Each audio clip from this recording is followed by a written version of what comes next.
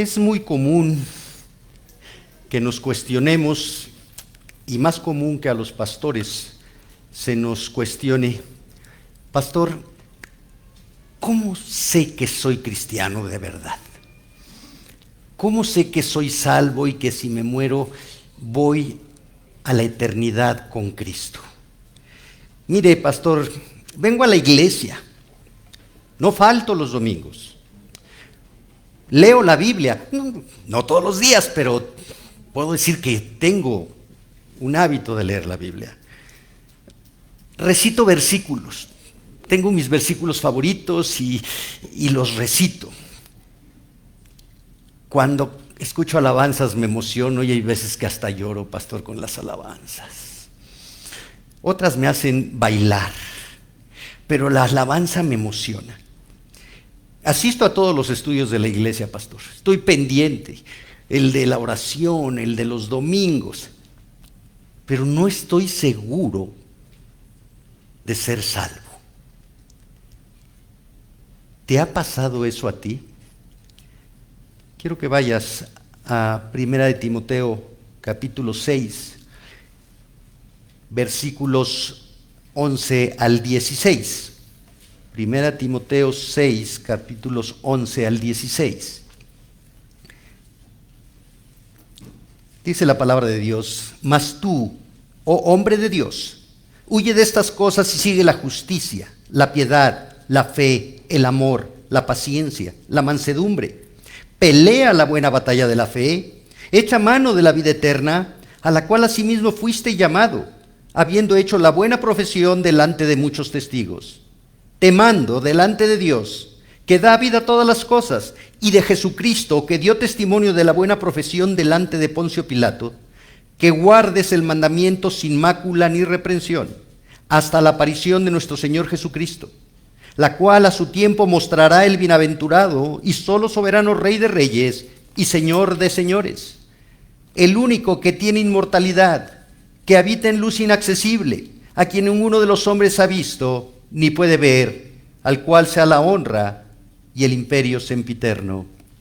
Amén. Oremos. Dios bendito, te alabamos y te damos gracias por la libertad que gozamos en este país de poder exponer públicamente y con seguridad, Señor, y libertad tu palabra. Señor, tu palabra es viva y eficaz y más cortante que una espada de doble filo. Presentamos nuestros corazones delante de ti para que tu palabra cumpla el propósito por el cual hoy tú permites que sea expuesta. Danos un corazón sensible a tu palabra. Parte nuestro corazón, muestra nuestros motivos e intenciones delante de ti y conforma nuestros corazones a tu voluntad. Te lo ruego en el nombre de Jesús. Amén. Recordemos que estamos estudiando en esta porción de 1 Timoteo 6, del 11 al 16, 5 cualidades del carácter del hombre de Dios que confrontan nuestra manera de vivir a Cristo. La semana pasada estudiamos el versículo 11 y estudiamos las dos primeras. El hombre de Dios huye del pecado y el hombre de Dios sigue la santidad. Hoy vamos a terminar con las últimas 3. Pero es necesario recordar, allí en el versículo 11, Pablo está haciendo una exhortación directa a Timoteo. Pero tú, Timoteo, tú, hombre de Dios, no importa lo que hagan los demás, tú, ¿qué haces? ¿Cómo te comportas con Dios? Y es una responsabilidad individual. Y vimos la semana pasada que hay una diferencia entre la reputación y el carácter. Y dijimos que la reputación es aquello que las personas dicen que somos, mientras que el carácter es lo que somos delante de Dios y que Dios sabe que somos. El problema está en que nosotros estamos más interesados en cultivar la reputación que el carácter. Vivimos buscando agradar a los hombres para que hablen bien de nosotros. Vivimos del qué dirán de los hombres y no tomamos en cuenta el qué dirán de Dios. ¿Cómo saber si somos cristianos? No es por el conocimiento bíblico, no es por la fidelidad a la asistencia a la iglesia, sino por mostrar el carácter de un hombre de Dios. Y dijimos que ese hombre de Dios aunque por contexto se está hablando de Timoteo, se extiende a todo genuino creyente, seas hombre, seas mujer. Si Dios te ha llamado a la salvación, tienes la responsabilidad y la capacidad divina de mostrar el carácter de un creyente. Hoy vamos a ver las últimas 3 cualidades del carácter de un hombre, de una mujer de Dios. Y vemos la tercera cualidad. El hombre de Dios pelea por la verdad. Las 2 primeras, hay 2 mandatos. Tienes que huir del pecado y tienes que perseguir, correr tras la verdad, tras la justicia, tras la santidad. Pero eso de huir del pecado y correr tras la santidad va a generar un conflicto en el alma del creyente. Y por eso Pablo le dice a Timoteo: pelea la buena batalla de la fe. El conflicto entre la verdad y la mentira, entre la apariencia, la hipocresía y la santidad. La guerra entre el pecado y la obediencia a Dios nos va a generar un conflicto. Nos va a generar un conflicto. Pelea es un verbo que está en un presente imperativo. Muestra la permanente lucha que tiene el cristiano, el creyente, el que ha sido llamado por Dios a la salvación. En el original griego es la palabra agonizomai, una palabra que en lo personal me encanta. Alguna vez les dije que me gustaba tanto que si Dios me hubiera mandado un hijo hombre, yo le hubiera puesto agonizomai. De agonizomai viene la palabra agonía. Este verbo se usaba para juegos deportivos con énfasis en una carrera o un encuentro de boxeo o lucha. Muestra hacer algo con intensidad y esfuerzo, con la implicación de dejar el último aliento, esforzarse hasta la agonía. Timoteo, tienes que pelear hasta la agonía, hasta dejar el último sudor por pelear. ¿Y qué vas a pelear? Dice, la buena batalla de la fe. Buena se traduce noble o excelente. Batalla viene de agón, de agonizomai. Y fe se refiere al conjunto de la verdad revelada por Dios, el Evangelio, el contenido de la palabra de Dios. La fe que ha sido dada una vez a los santos. La fe es tanto la convicción de creer en Dios como la convicción de creerle a Dios a través de creer lo que dice la Biblia. Hay muchos que dicen creer en Dios, pero no creo en la Biblia porque es escrita por hombres. Entonces no crees en Dios porque Dios se ha revelado única y exclusivamente a través de la palabra, de la Biblia. Es una incongruencia decir creo en Dios pero no creo en la Biblia. Y aquí Pablo está exhortando a Timoteo. Timoteo, pelea la batalla de la fe. Pelea por la verdad que encierra el Evangelio. Pelea por ella. Pelea por obedecerla, por exaltarla, por vivirla ante los falsos profetas, maestros y creyentes. Pelea la buena batalla. Qué interesante. Pablo le dice a Timoteo, no te pelees con los hipócritas, no te pelees ni discutas con los falsos maestros, ni te desgastes en vana palabrería, así va a terminar la epístola. Deja de estarte peleando con aquel que te dice ser cristiano, pero no se somete a la autoridad de la Biblia, del Evangelio. No te estés peleando con él. El pleito no es contra carne y sangre. El pleito es contra ti mismo, Timoteo. Tú eres tu peor enemigo. Tú eres el que no te sometes a la verdad del Evangelio. Tú eres el que acomodas el Evangelio a tu comodidad, a tu seguridad. Tú eres tu peor enemigo. Deja de pelearte con el mundo. Deja de pelearte con tu marido, con tu esposa. Deja de pelearte con tu suegra. Peléate contigo mismo por obedecer el Evangelio. Y Pablo le dice, Timoteo, Dios nos ha dado herramientas para pelear esta batalla. Ve a 2 de Corintios 10. 2 de Corintios 10, versículo 3 al 5. Pues aunque andamos en la carne, literalmente, aunque vivimos en la carne, no militamos según la carne. Esto implica, la carne no es nuestro gendarme, nuestro sargento, nuestro capitán. No obedecemos a la carne. Porque las armas de nuestra milicia, nosotros somos soldados de Cristo,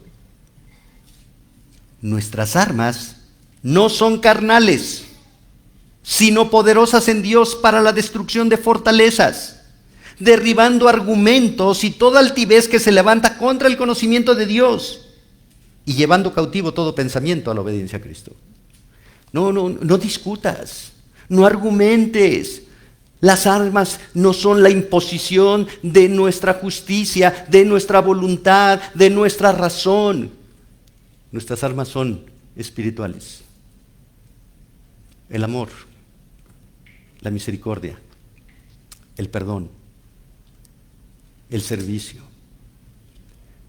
Esas almas son más poderosas que tu voluntad, que tu gritería, que tu autoritarismo, que tu liderazgo, que tu control. Y aquí le está diciendo Pablo, echa mano de la vida eterna. Vas a enfrentar esa guerra contra ti mismo, agarrado con fuerzas de la vida eterna. De la vida eterna. Sostente firmemente de la vida eterna. La vida eterna es una posesión segura. Pero la vida eterna no es cuando estemos con Cristo. La vida eterna inicia cuando le dijimos sí a Cristo. Te entrego mi vida. Te reconozco como mi Salvador. Tú moriste en la cruz por mí y pagaste todos mis pecados y todas mis deudas. Yo necesitaba estar en esa cruz, pero tú tomaste mi lugar por amor. Tú eres mi Salvador, no hay otro Salvador. Y eres mi autoridad, eres mi Señor. No puedo creer en Cristo como Salvador y no como Señor. Pedro en su primera predicación, en Hechos capítulo 2, lleno del Espíritu, le dice a los que estaban los judíos piadosos que habían ido a celebrar la fiesta, a quienes ustedes mataron, Cristo, Dios lo ha designado Señor y Cristo, Señor y Salvador, va unido. No puede separar el sacrificio de Cristo de su señorío. Si es tu Salvador, es tu Señor. Echa mano de la vida eterna, esa vida eterna que inició con el nuevo nacimiento. Esa vida nueva que inició cuando Dios quitó el corazón de piedra y creó el corazón de carne. Ahí empieza la vida eterna. Y el caminar con Cristo es camino a la eternidad con Él. Pero no pienses que la vida eterna es cuando llegues al cielo y que aquí puedes vivir como se te dé la gana. Si no vives conforme a la palabra de Dios, tú no vas a llegar al cielo. Hay caminos que al hombre le parecen derechos, pero su fin es camino de muerte. Echa mano de la vida eterna. El hombre de Dios debe vivir aquí y ahora a la luz de la eternidad. Pablo se lo dijo a los Colosenses 3:1. Si habéis resucitado con Cristo, poned la atención, la mira en las cosas de arriba donde está Cristo sentado a la diestra del Padre, no en las de esta tierra. El hombre de Dios debe vivir identificado con Cristo, manteniendo una continua e íntima relación con Dios a través de la oración y el estudio de la Biblia para poder vivir reflejando a Cristo. El hombre de Dios es de Dios, le pertenece a Dios. Y su tarea es conocer a Dios, creer en Dios, amar a Dios y confesar, proclamar a Dios. ¿Contra qué estás luchando? ¿Contra qué estás peleando? La mayoría de los seres humanos y los creyentes no estamos exentos. Luchamos por el control. Aquello que controlamos nos da paz, seguridad, confianza. Aquello que sale del control nos trae temor, angustia, inseguridad. Cuando algo o alguien se sale de nuestro control, nos frustramos, nos enojamos, porque las cosas no salen como nosotros queremos. Nos enojamos con las personas que no hacen lo que nosotros decimos y sentimos que se salieron de nuestro control. ¿No son esos nuestros conflictos con nuestro esposo y con nuestra esposa? ¿Por qué hiciste esto? ¿Por qué no haces aquello? ¿Por qué no me haces caso? ¿Por qué no haces lo que yo te digo? Con nuestros hijos, control. Queremos controlar todo. Somos incapaces de controlar nuestra propia vida y queremos controlar la vida de los demás. Ese control es un enemigo de nuestra fe. Porque en lo que yo controlo, no necesito a Dios. Yo lo controlo. Y me separo de Dios. Yo lo hago a mi manera. Pero en lo que se me sale de control y tengo angustia y temor. Señor, ayúdame. Señor, por favor, haz esto. Espérate. ¿Es Dios nada más en tu angustia? ¿Es tu Señor nada más en tu temor? ¿O es tu Señor en toda tu manera de vivir? Cuando tenemos el control y salen bien las cosas, la gente habla bien de mí. Reputación. Pero yo no muestro el carácter de un hombre de Dios que depende de Dios. Por eso les digo, estamos más buscando la reputación que el honrar a Dios. Timoteo y todo genuino creyente deben mantener una permanente lucha hasta la agonía, echando mano de la vida eterna contra los tres enemigos de la fe. Primero, la carne o la concupiscencia. Vemos en la Biblia que el ser humano fue creado por Dios con una parte material llamada cuerpo y una inmaterial llamada alma o corazón. El pecado trajo como consecuencia la muerte espiritual del hombre a través de la separación de la presencia y comunión con Dios. Y la muerte física, pues el hombre regresaría a ser polvo de donde fue formado. El pacto de gracia, inaugurado por Cristo en la cruz, estableció un cambio en el corazón del hombre que confía en Cristo como su Señor y Salvador. Es quitado el corazón muerto que rechazaba a Dios, el corazón de piedra, y es creado un nuevo corazón de carne sensible a Dios, a su palabra, a su voluntad, a su propósito. Un corazón que acepta y se deja guiar por la voluntad de Dios. Este nuevo corazón está encapsulado en un cuerpo pecaminoso. Por ello hay una lucha permanente entre el alma santa con el cuerpo pecaminoso. Vea Romanos 7, versículos 21 al 24. Romanos 7, 21 al 24. En el capítulo 6 de Romanos, Pablo ha expresado la identidad del creyente con Cristo. Nos identificamos con Cristo en su muerte, sepultura y resurrección. Hemos muerto al pecado. El pecado nos enseñorea del creyente. Ahí está la identidad del creyente. En el capítulo 7, Pablo habla de la lucha del creyente. Y dice en estos versículos, versículo 21, así que queriendo yo hacer el bien, hallo esta ley, que el mal está en mí. Porque según el hombre interior me deleito en la ley de Dios. Pero veo otra ley en mis miembros, que se rebelan contra la ley de mi mente, y que me lleva cautivo a la ley del pecado que está en mis miembros. Miserable de mí, ¿quién me librará de este cuerpo de muerte? ¿Quieres saber si eres cristiano? ¿Quieres saber si eres salvo? ¿Puedes reconocer en tu vida esa lucha? Si no hay esa lucha, por más que te sepas la Biblia, al derecho y al revés, en hebreo, griego y arameo, tú no tienes vida espiritual. Tú no eres creyente.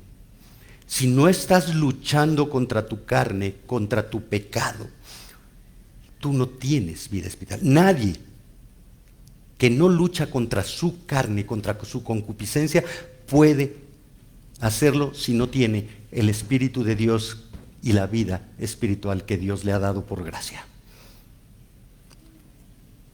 Somos seres de hábitos. La formación de hábitos es el proceso a través del cual las acciones se convierten en comportamientos y muchas veces en forma automática. Son impulsados por la repetición y la práctica. Los hábitos se forman a través de un ciclo que involucra un estímulo que se traduce en una conducta y se obtiene una recompensa que refuerza el estímulo y así se forma el hábito. El cerebro, por medio de las sustancias que tiene, la dopamina, la serotonina y otras más, crea conexiones neuronales que generan un estado de necesidad que debe ser satisfecho y así se producen las adicciones. Y las adicciones son hábitos. Hay hábitos positivos y hay hábitos negativos. Pero estamos hablando de la concupiscencia, de la carne pecaminosa.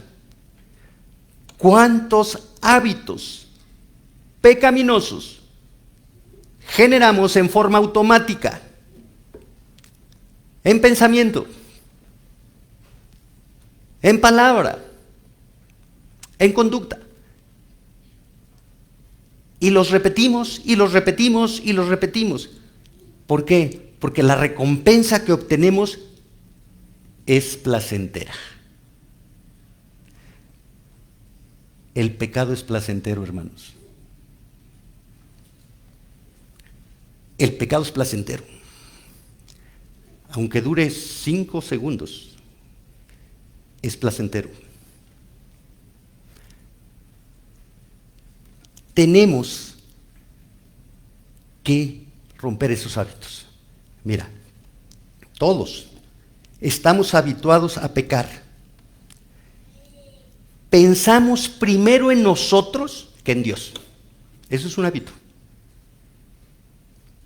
Actuamos mecánicamente buscando nuestros satisfactores, nuestra seguridad, nuestra comodidad, sin reflexionar si lo que hacemos, lo que pensamos, lo que decimos, honra y glorifica a Dios.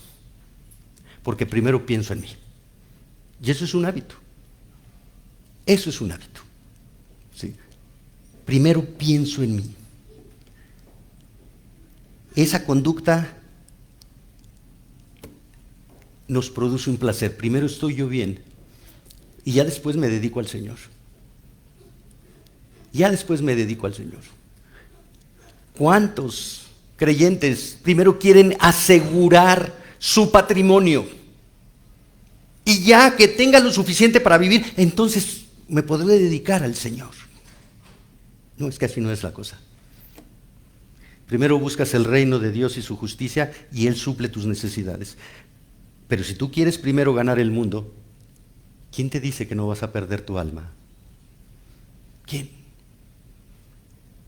Nuestro hábito es pensar primero en nosotros como cristianos antes que en Dios.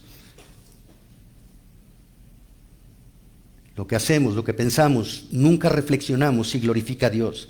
Lo importante es que nos produzca placer para seguir repitiendo la conducta. Así mentir nos libra de ser responsables de lo que hicimos o dijimos y nos sentimos protegidos.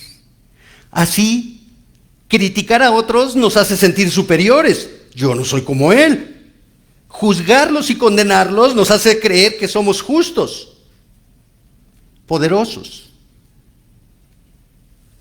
Todo pecado nos produce el placer de alimentar nuestra concupiscencia.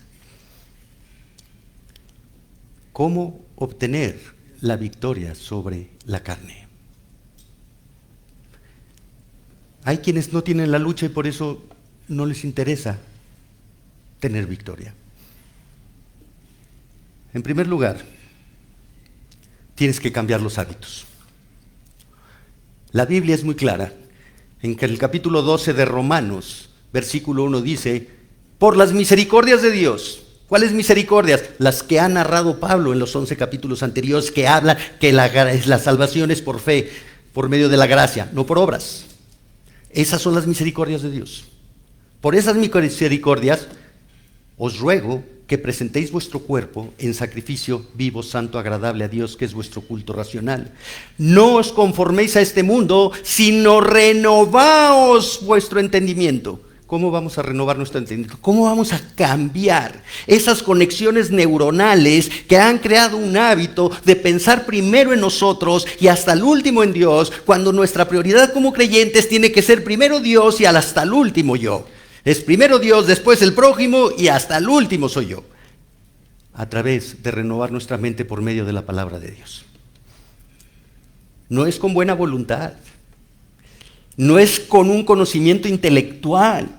Es con un sometimiento a la autoridad de Dios para obedecerla. Para obedecerla. Renueva tu mente con el estudio diligente de la Biblia. Que la palabra de Dios, como dice Colosenses 3:16, more en abundancia y guíe y gobierne tus motivos, intenciones, sentimientos, pensamientos y voluntad. Que nos lleve a sentir placer el obedecer a Dios. Y esto refuerce el hábito de seguir obedeciéndolo y obedeciéndolo y obedeciéndolo. Mientras no renovemos nuestra mente a través del poder y la autoridad de la palabra de Dios, siempre será más placentero el pecado que la obediencia a Dios. Y nunca podremos aborrecer el pecado para amar la pureza de Dios y de su palabra. En segundo lugar, mortifica el pecado. Identifícalo. Ponle nombre. No es herencia, no es genética, es que mi papá, es que mi mamá, es que el mundo, es que mi familia era disfuncional y yo me crié en esa familia, un padre ausente, una madre rígida, autoritaria. Identifica tu pecado y llámale pecado.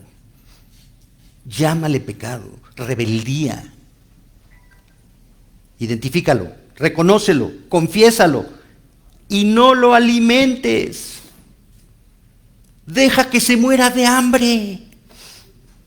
Si tu pecado, para decirlo en forma amable, es que eres muy comunicativo o comunicativa, no lo alimentes. Deja de ir con las amigas y los amigos a estar chismeando y hablando de todos. No lo alimentes y deja que se muera de hambre. Si tu pecado es la pornografía, no lo alimentes. Apártate. Pon la computadora en medio de la sala donde tu esposa, tus hijos, cualquier persona puede ver lo que tú estás viendo. Mátalo de hambre. Si tu pecado es el control, suéltalo. Y vive en la fe, por la fe de Dios. Pero no alimentes tu pecado. Si es el orgullo, no alimentes tu pecado. Lo que eres y lo que haces no es por ti, es por Dios, porque Dios te ha dado la habilidad. Pero no eres tú, no eres tú.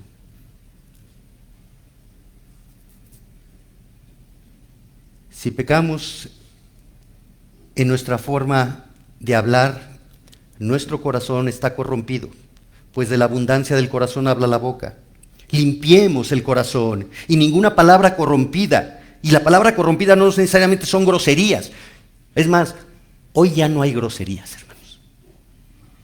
Ya como hoy habla la gente, los niños, los adolescentes, las mujeres. Yo me acuerdo que antes las groserías solo los hombres las decíamos y entre hombres. No, hoy ya oyes hablar a dos jovencitas de secundaria. Yo y nanita, dices. Sí.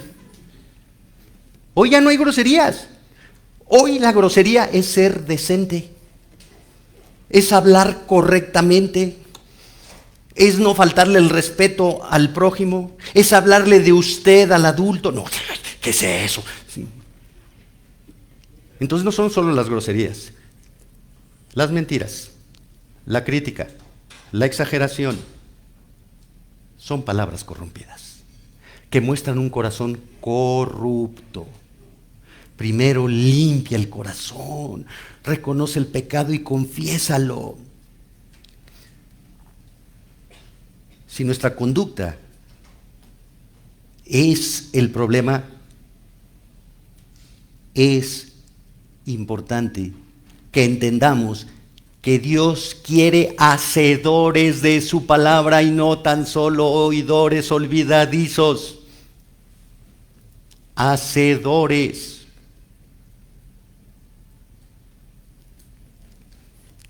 Tercero, no te desclaves de la cruz.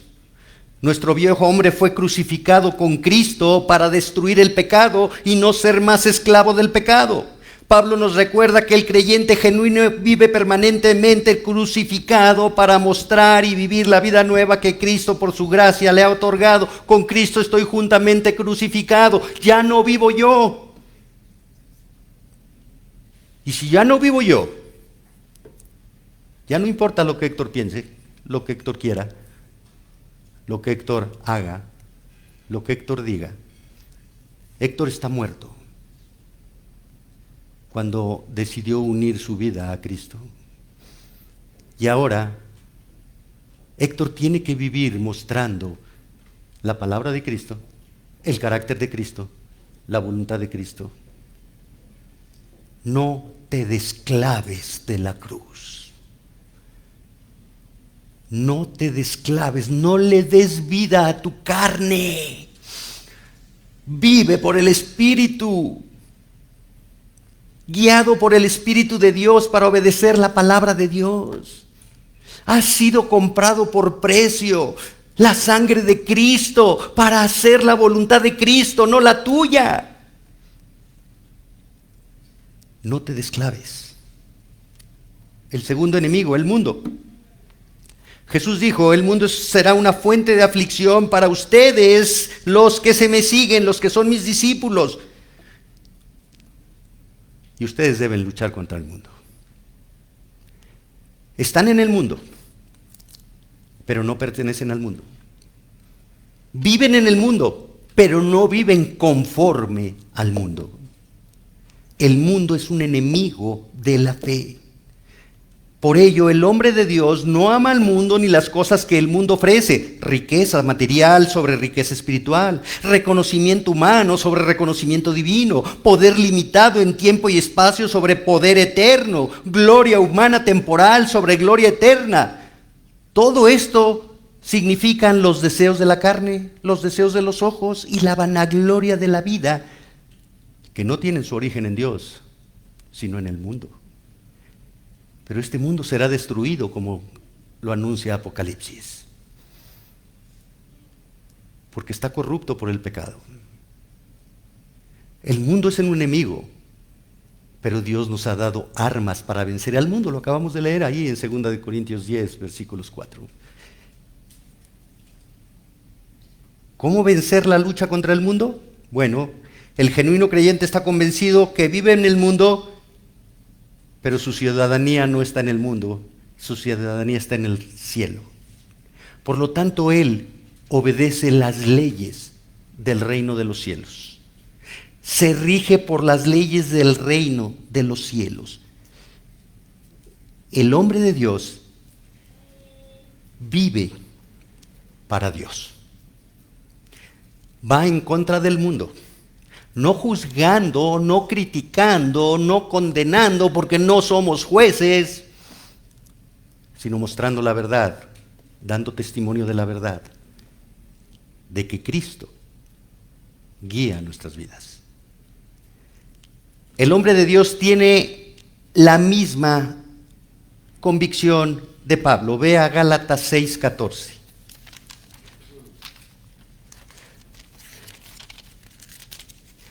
Gálatas 6:14.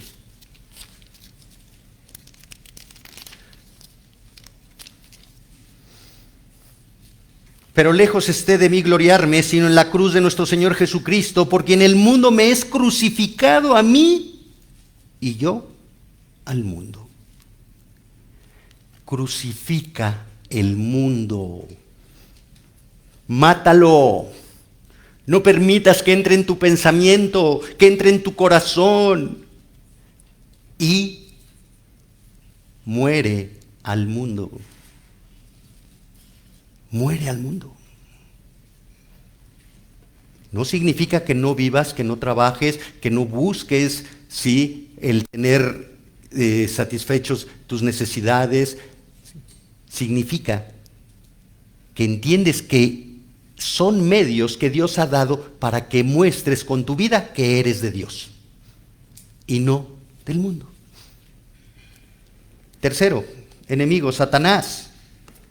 El enemigo de Dios es enemigo del hombre de Dios. Estamos en una guerra de la verdad contra el error, una guerra espiritual. La única forma de vencer a Satanás, que tiene una multitud de acechanzas, de trampas, de engaños, es usando todos los días la armadura de Dios. ¿Para qué? Para permanecer firmes en la fe. Vea Efesios 6. Efesios 6. Versículo 10. Por lo demás, hermanos míos, fortaleceos en el Señor y en el poder de su fuerza.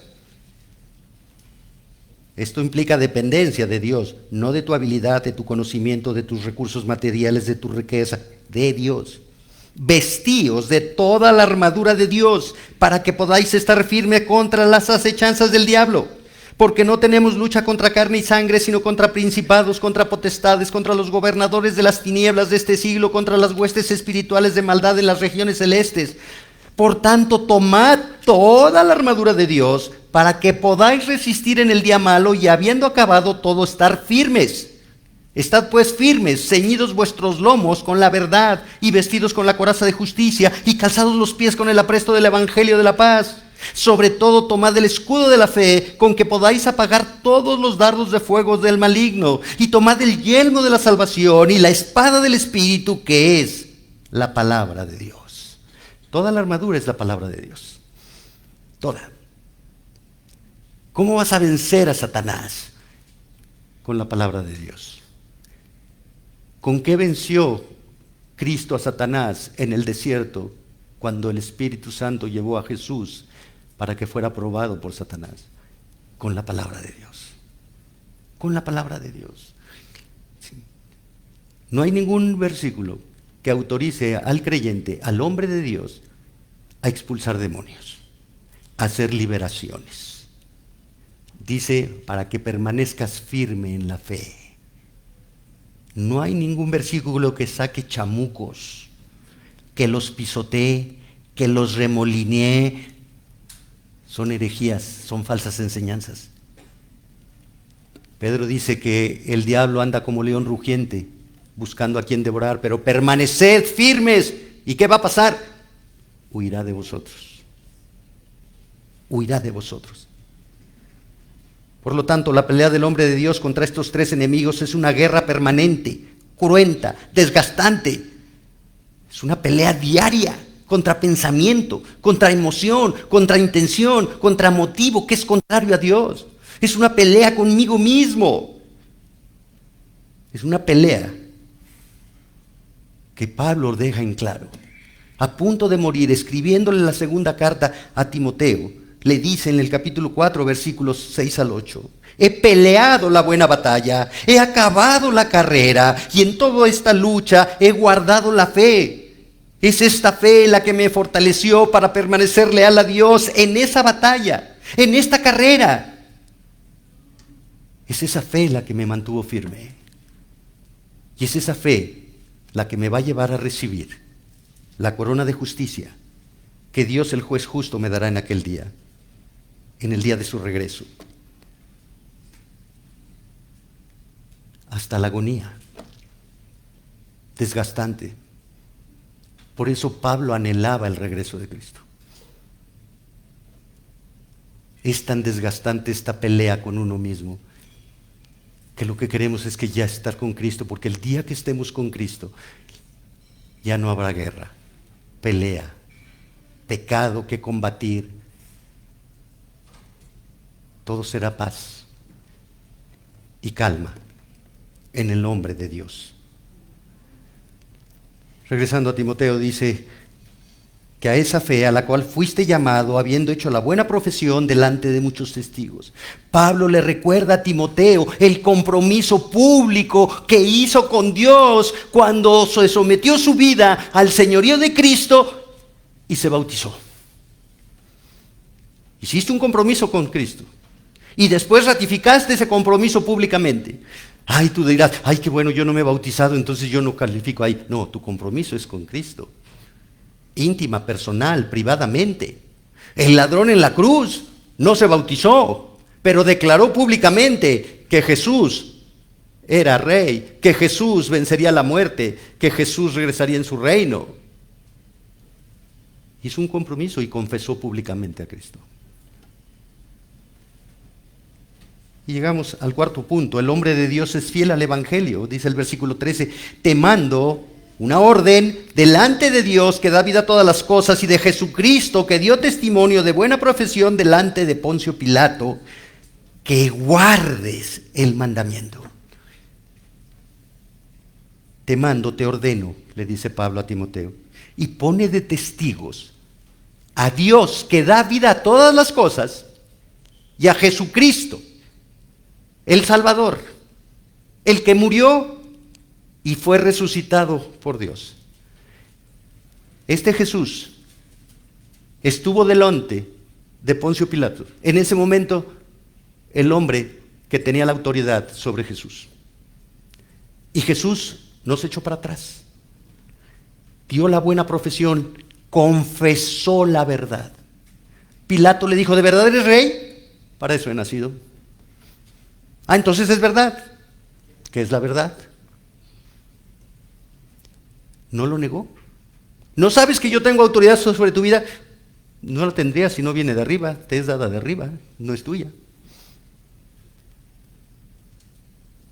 ¿Cuántas veces no mantenemos la profesión delante de la gente por temor a que nos critiquen, a que nos juzguen? Jesús es identificado en Apocalipsis como el testigo fiel.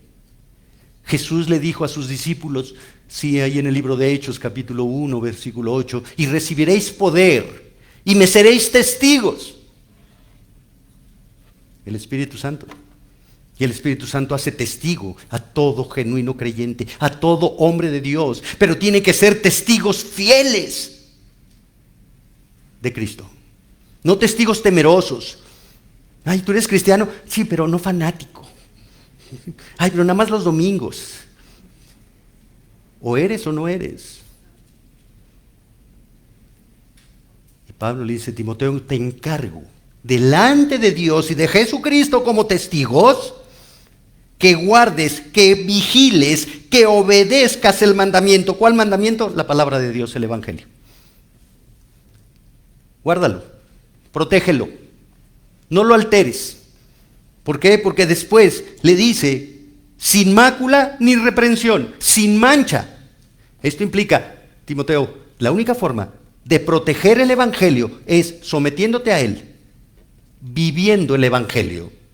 Porque el Evangelio, la palabra de Dios, te purifica, te transforma, te santifica, te edifica y permite que la gente vea a Cristo en ti.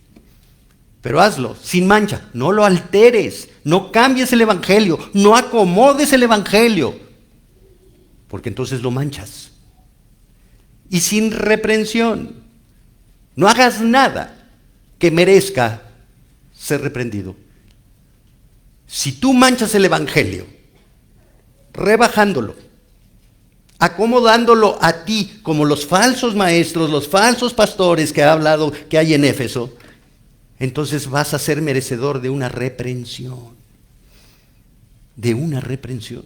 Y le está diciendo, guárdalo, protégelo, vívelo en pureza y en inocencia. Te pueden acusar, pero si no te comprueban la acusación, no hay reprensión, Timoteo.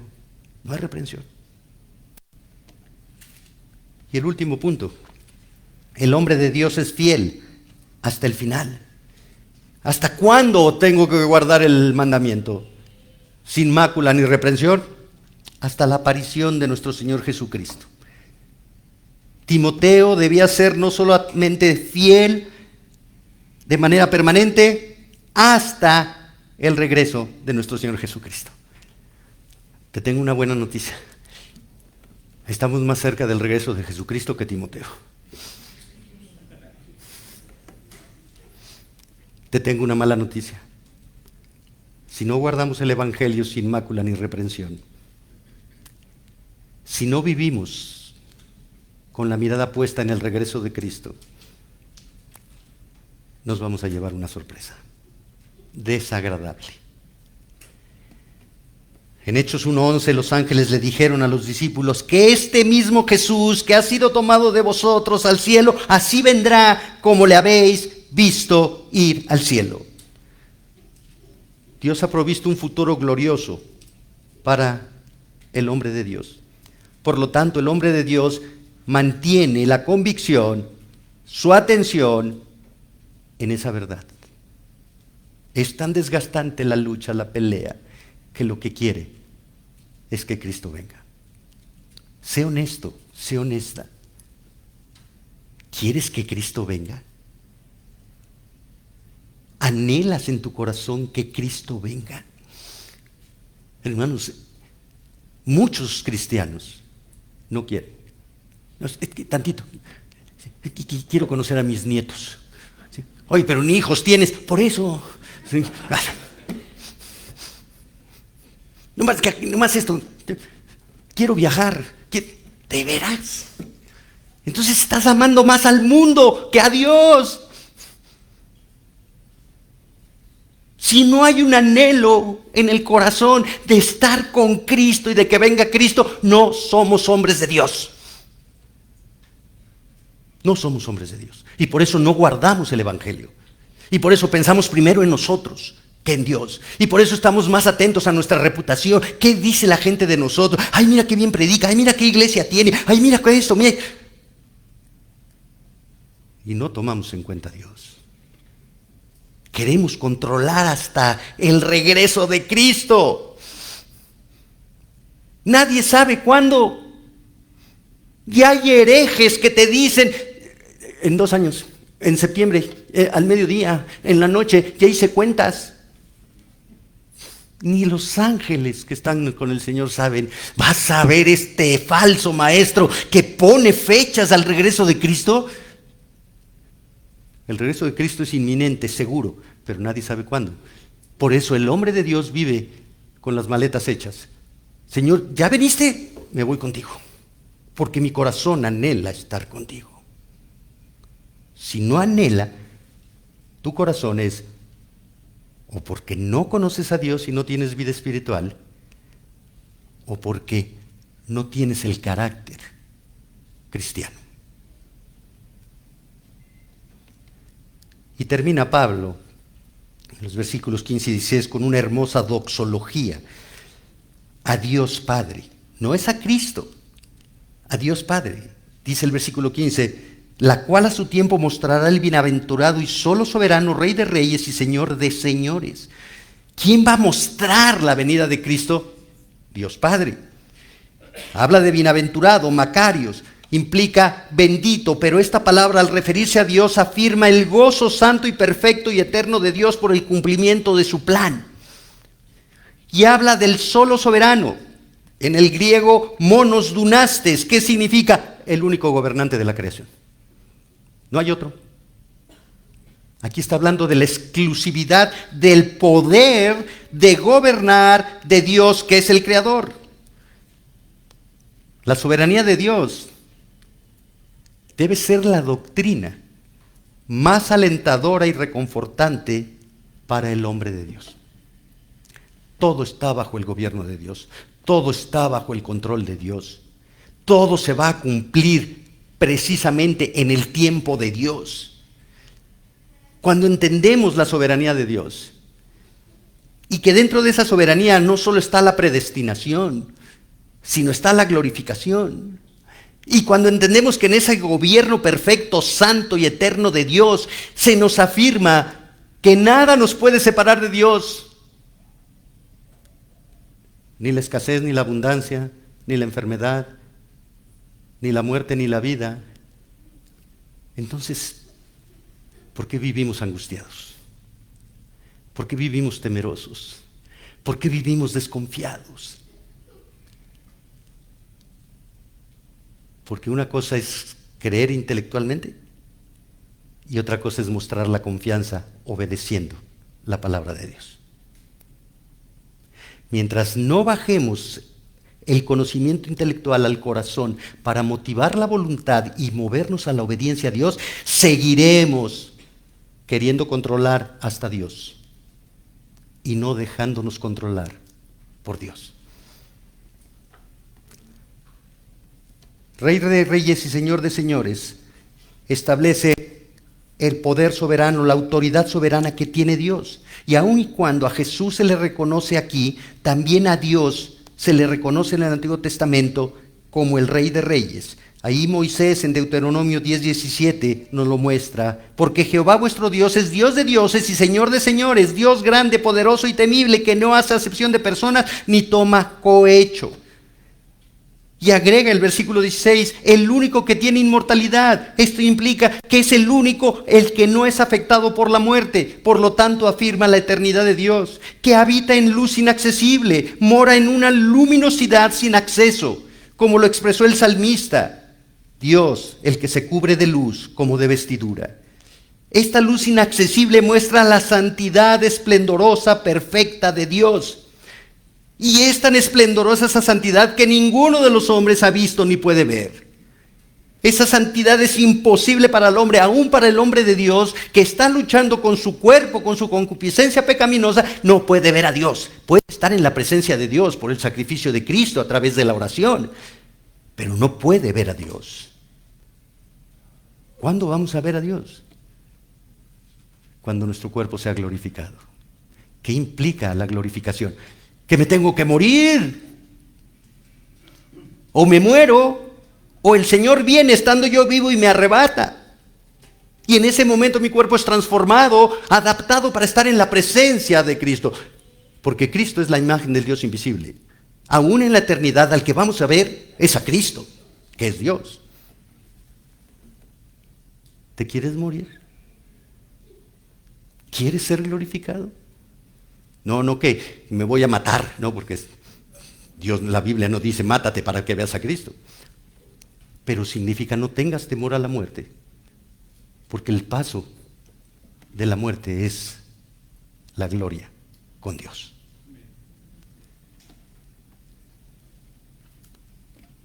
Al cual sea la honra y el imperio sempiterno. La santificación es una obra divina. Con el nuevo nacimiento, el redimido ha sido declarado santo. Tiene libre acceso a la presencia de Dios, aquí en la tierra, a través, como dije, de la oración. Pero esa santidad es progresiva, y en el camino a la eternidad, el hombre de Dios debe crecer, madurar espiritualmente, viviendo en santidad, apartado del pecado, confesando sus pecados, y dirigiendo su corazón y su vida a la santidad.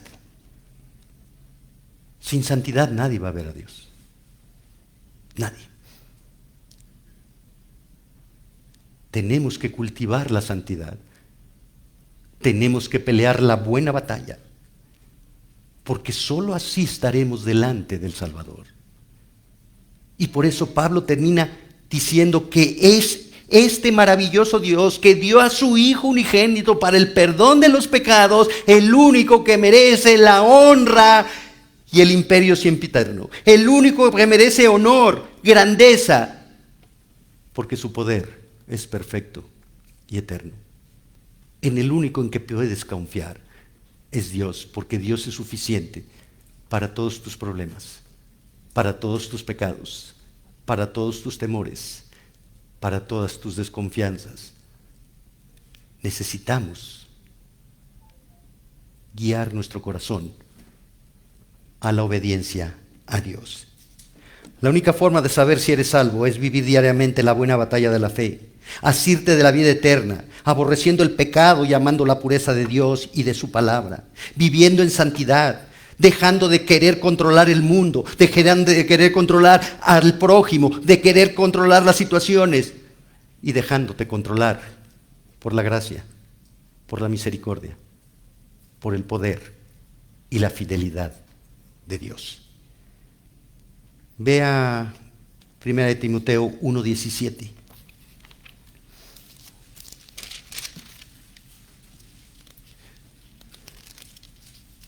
Primera de Timoteo 1:17. Por tanto, al Rey de los siglos, inmortal, invisible, al único y sabio Dios, sea honor y gloria por los siglos de los siglos. Amén. Oremos, hermanos. Te alabamos, Padre, y te damos gracias por tu palabra, Señor, que es clara, precisa, que nos desnuda.